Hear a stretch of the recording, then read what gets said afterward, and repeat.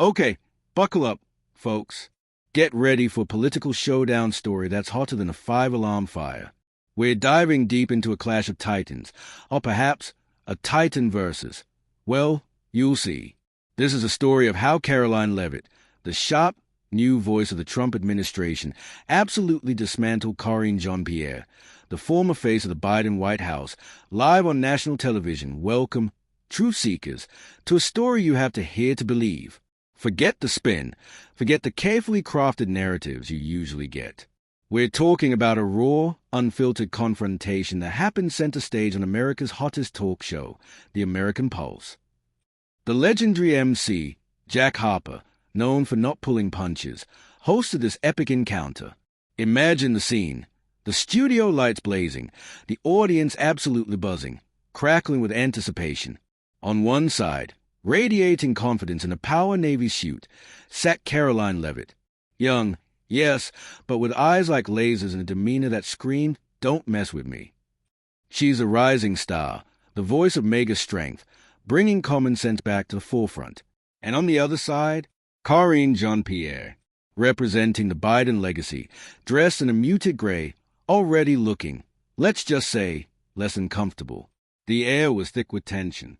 This wasn't just a debate, it felt like a reckoning, a battle between unwavering conviction and, well, a whole lot of dodging.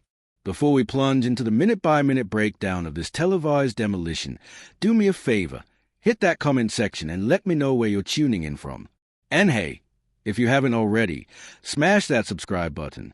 You don't want to miss the real stories, the ones the mainstream media won't show you. Jack Harper, ever the showman, stepped forward to kick things off. "Welcome back to the American Pulse," he boomed. Tonight, a clash of perspectives. Representing the current Trump administration, the formidable Caroline Leavitt, and representing the previous Biden administration, former Press Secretary Karine Jean-Pierre. Let's get right into it. But Leavitt didn't need an invitation. She practically launched herself forward, microphone adjusted, eyes sweeping across the audience before locking onto Jean-Pierre. Her voice, clear and steady, cut through the studio chatter. "Jack, thank you," she began, "but let me be clear from the start. I'm here tonight to talk about results, about truth, not to engage in the kind of evasive tap-dancing Americans got so tired of hearing from the previous administration. OOF. The first shot fired, and it landed squarely. Jean-Pierre visibly bristled, a frown creasing her brow. You could almost see her scrambling for a response, but Leavitt was already rolling, a freight train of facts picking up speed. Harper, sensing the fireworks, turned to Leavitt, a glint in his eye. "All right, Caroline," he prompted. "President Trump talks about bringing America back to a golden era. What does that look like in practice? Give us the specifics." Leavitt smiled, a picture of preparedness. She turned slightly, addressing the audience directly, making everyone feel like they were part of the conversation. "Thank you, Jack," she replied, her tone energetic and factual. "It looks like promises kept. It looks like deporting over 1,000 illegal immigrants, many with criminal records, in a single day. Because if you cross our border illegally, you are committing a crime, and under President Trump, you will be sent back. It looks like securing nearly $1 trillion in new investments, both domestic and foreign, creating real, high-paying jobs for American workers. It looks like negotiating with Panama, getting them to waive canal fees for U.S. Navy ships, a huge win for our military and taxpayers, and convincing them to cut ties with China. That is real leadership. Not apologizing for America, not letting our border become a welcome mat for cartels and criminals, and certainly not standing at a podium saying, 'I don't have anything,' when the American people demand answers on critical issues." Zing! That infamous phrase, "I don't have anything," hung in the air. Jean-Pierre flinched as if physically struck. Her voice, when she finally found it, was shaky. Are you referring to me?" she asked offensively. I don't dodge. Our administration. We worked very, very hard to address the border situation. And I represent progressive values. Protecting immigrants, protecting diversity."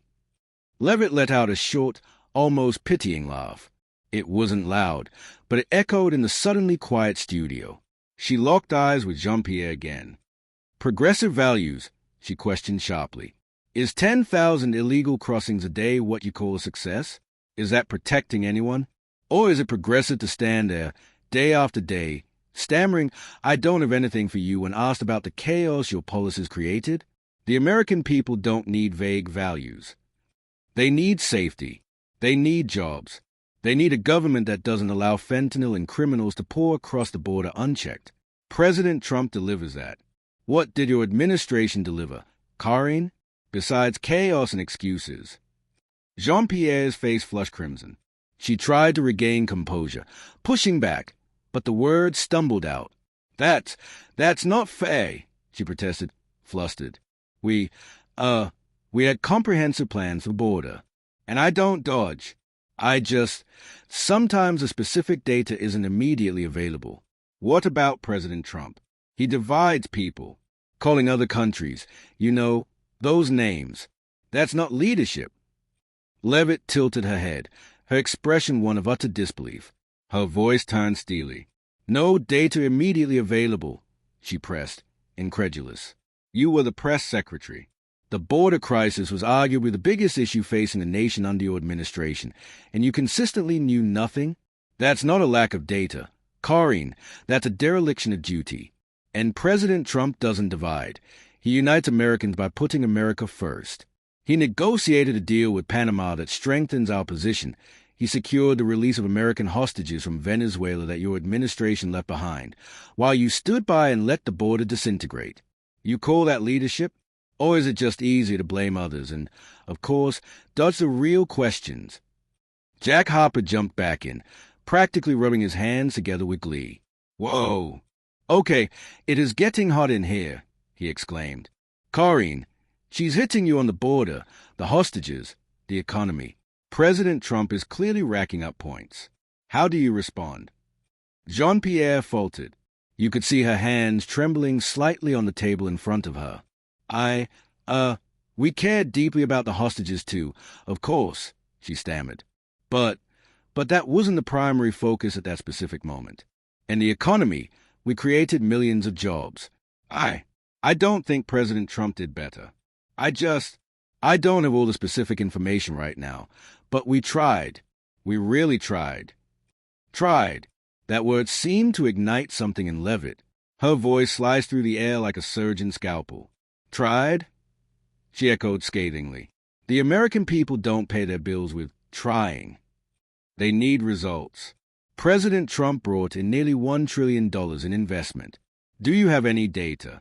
Leavitt seized the moment, a slight, knowing smile playing on her lips as she glanced at the audience. Not the right time, she countered triumphantly.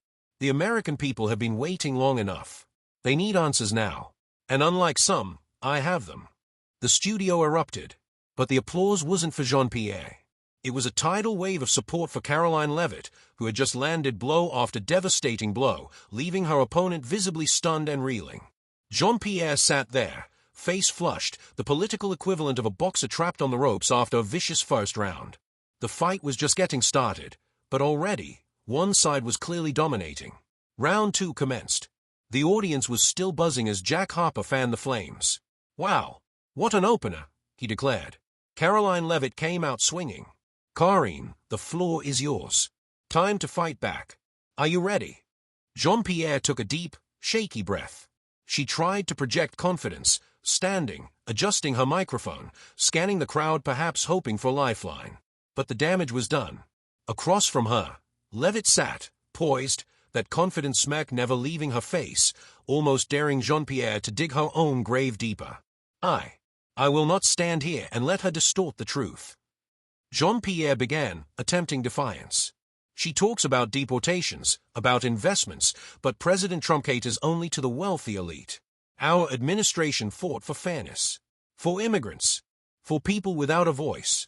I represent progressive values. As a black, gay, immigrant woman, I understand. Leavitt let out another soft chuckle, cutting her off mid-sentence. It wasn't mocking, exactly, but deeply dismissive. Progressive values, she interjected, her voice razor-sharp. Let's talk about that. Is it progressive to protect illegal immigrants who are also gang members or convicted criminals? Because President Trump deported them too. I don't care about your identity tags, Karine. The American people don't care about titles, they care about safety and results. You talk about jobs. We have the data, nearly $1 trillion in investment under Trump, creating real opportunity. You claim millions of jobs created, but where's the proof? Did those jobs survive the crushing inflation under Biden? Oh, wait. I don't have the data right now. Is that it? Karine, unless you have facts, nobody's buying the rhetoric. Unlike you, I came prepared. Jean-Pierre's face contorted. The personal identification seemed to be her go-to defense, and Leavitt had just dismantled it. You are twisting everything, she insisted, her voice shaky with anger. We had plans. I don't dodge. We created jobs. We worked hard to protect immigrants. People like me. Leavitt remained relentless. Protecting criminal immigrants isn't protecting immigrants, it's endangering legal immigrants and American citizens, she countered forcefully. You keep bringing up who you are. Let's talk about what you did. Or rather, what you didn't do. Did you secure the border? No. Did you stop inflation? No. It skyrocketed. Did you bring home American hostages languishing in Venezuelan prisons? No, you didn't even seem to know about them. President Trump did. He brought home 6 Americans your administration ignored. Where's the fairness in leaving Americans behind? Harper interjected again, sensing another opportunity for drama. Whoa, Karine, you got to hit back harder, he urged. She's bringing up the hostages again. What about the economy? You mentioned jobs. Jean-Pierre seemed to grasp for straws. We worked to reduce inflation, she claimed. And President Biden signed major infrastructure legislation. Rebuilding America. Trump just bragged and divided, calling countries names. Leavitt pounced. Rebuilt. Inflation soared under Biden, Karine, she retorted firmly, factually. Ask any American family filling up their gas tank or buying groceries. They paid the price, not the DC elites. You talk about infrastructure. President Trump negotiated with Panama to waive canal fees and cut ties with China. That's rebuilding American strength and influence. He doesn't just brag, he delivers. You say you reduced inflation. Show me the numbers. Or is it? I don't have the info right now. Did your infrastructure bill free hostages? No. Did it bring in $1 trillion of investment? No. Do you even know the details of the Panama deal? Oh, nothing. Jean-Pierre was visibly trembling now, her composure cracking. Hostages were important, but other focuses. She stammered, faltering.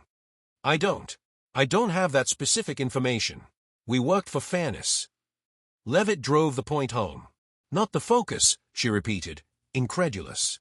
Tell that to the families of those 6 Americans President Trump brought home. Fairness. Is it fair to let the border collapse, let the economy tank, let Americans suffer? I'm here with facts, Karine. You're here with excuses and I don't know.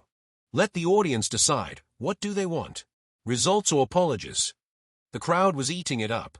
Harper, seeing Jean-Pierre on the verge of collapse, decided to go for the jugular. Okay, temperature's rising, he announced. Karine, one more thing Leavitt brought up earlier. Hunter Biden. His legal troubles, the plea deal, showing up at White House events. How does the administration justify that? If possible, Jean-Pierre looked even more uncomfortable. Her voice cracked. Hunter, look. She began haltingly. That's a personal, family matter. I don't comment on personal issues from the podium. We focused on the American people, not private lives. And I'm not dodging. I have nothing to say on that. Leavitt leaned in, her voice dropping to an icy calm. Nothing to say, she queried precisely. You were the White House press secretary. The president's son pleads guilty to federal charges, avoids jail time on others, and then attends a state dinner. The American people deserve transparency, not it's a family matter. President Trump doesn't invite individuals facing serious charges to dinner. He ensures the law is applied fairly. You say you focus on the people by dodging questions about potential influence peddling and corruption at the highest levels. I speak straight. You hide behind no comment. Jean-Pierre almost shouted now, tears welling in her eyes. You are being deliberately unfair, she cried out, sounding near tears. I tried. I represented those President Trump left behind. I don't have every single answer memorized right now. But I work for justice. Leavitt locked eyes with her one last time, her voice steely, delivering the final blows. Justice, she questioned, her tone lethal. You let the American people suffer under crippling inflation. You presided over a chaotic border that endangered communities. What kind of justice is that? I don't need to try to find the facts. I have them. President Trump doesn't leave anyone behind. He protects them with strong borders and a strong economy. While you just keep repeating your mantra, I don't have anything. The American people see through it, Karine. They saw it then, and they see it now. The air in the studio was thick enough to cut with a knife. Jack Harper looked like he just witnessed a heavyweight champion retain the title via a brutal knockout. Wow! Folks, I don't know about you, but this is one for the history books, he declared. Caroline Leavitt is landing punch after punch. Karine Jean-Pierre looks, well, she looks like she wants this to be over. Let's see if she can muster one last stand. But there was no stand left to muster. Leavitt sat composed, almost serene, the picture of victory. Jean-Pierre, however, was visibly crumbling, face flushed, eyes brimming with tears, hands clutching the microphone like a drowning person clinging to driftwood. This wasn't just a defeat. It was a public unraveling. Jean-Pierre tried to speak, but her voice cracked immediately, broken and tearful. I am not here to be humiliated, she sobbed. I worked so hard for the Biden administration.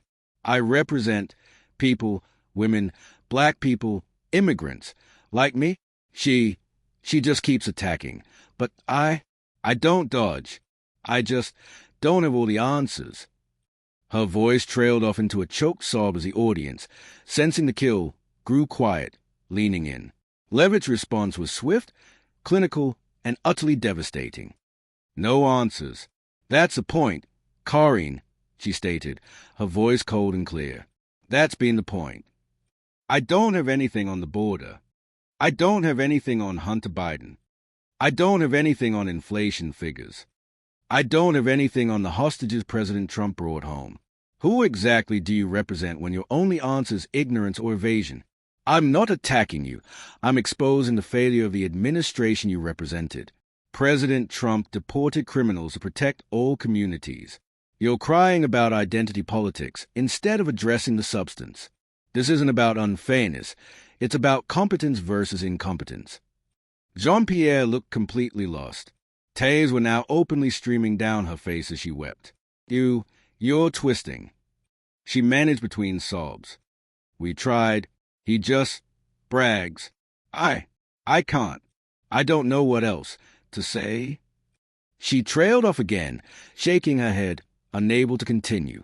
Leavitt stood, commanding the stage one last time, her voice strong and conclusive. Nothing left to say.